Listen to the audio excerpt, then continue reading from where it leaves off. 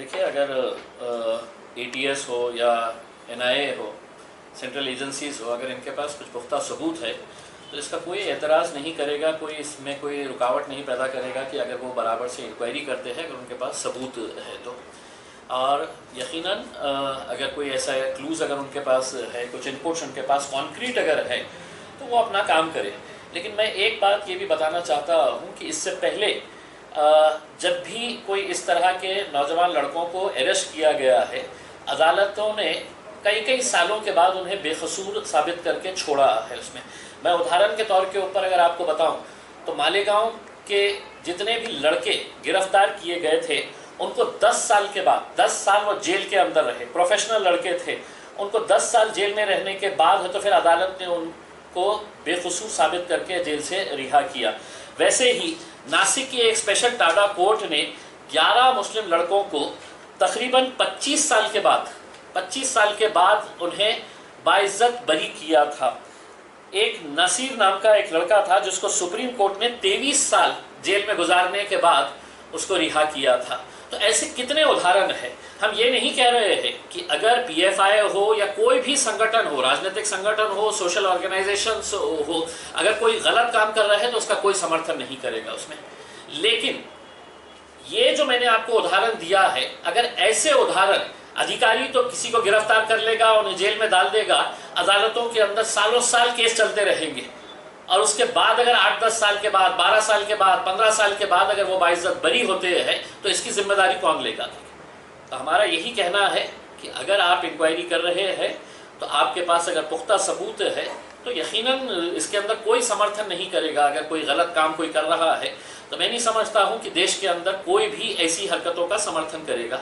लेकिन महज इस बुनियाद के ऊपर अधिकारी को ऐसा लग रहा था, उसने ऐसा सुना है, अदालत एविडेंस मांगती है, अगर वो एविडेंस उनके पास है तो दिखाइए, बताइए उसके अंदर और करिए जो कार्रवाई करना है। न्यायालय में बताया कि शक के आधार पे इनको गिरफ्तार किया। देखिए, शक के आधार के ऊपर तो फिर बहुत सारों को भी आप गिरफ्तार कर सकते हैं।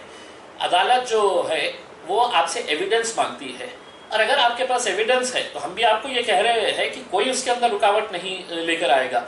लेकिन एक तरह का ऐसा दहशत का माहौल तैयार कर देने का कि एनआईए की एजेंसी आ रही है, स्टेट की एटीएस एजेंसी काम कर रही है, आतंक के मामले में किसी तरह का कोई समझौता नहीं हो सकता है, चाहे वो कोई भी हो उसमें।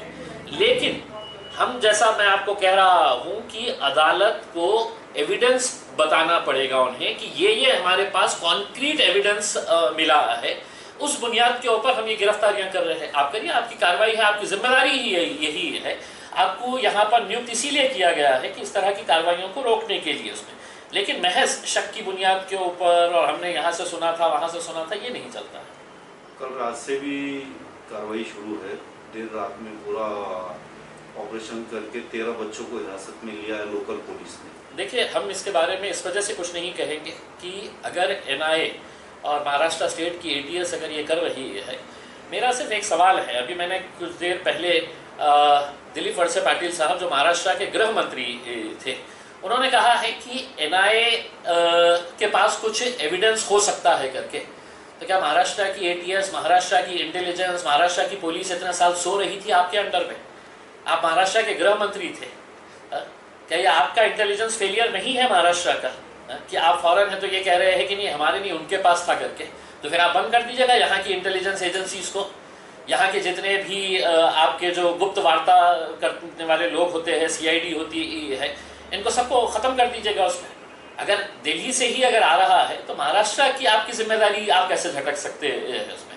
ये जो कार्रवाई चल रही है, मैं नहीं समझता हूँ कि इनके पास क्या एविडेंस है, जो कॉन्क्रीट एविडेंस। अभी फ़िलहाल चूंकि इनिशियल स्टेजेस है, कोर्ट के अंदर वो पूरी डिटेल्स नहीं देते हैं। अब कोर्ट के अंदर जब इनकी रिमांड मांगी गई तो उसमें 4 ऐसे मुद्दे उन्होंने बताए हैं कि हम ओपनली नहीं बता सकते हैं, हम बंद लिफाफे के अंदर कोर्ट को देंगे करके। तो वो क्या चीज़ है वो बताना चाहिए उसमें, और बताकर है तो ताकि उनके भी परिवार वाले हैं, उनके भी लोग हैं, उनको ये पता चलना चाहिए कि ये सही था, ये गलत हो रहा है करके।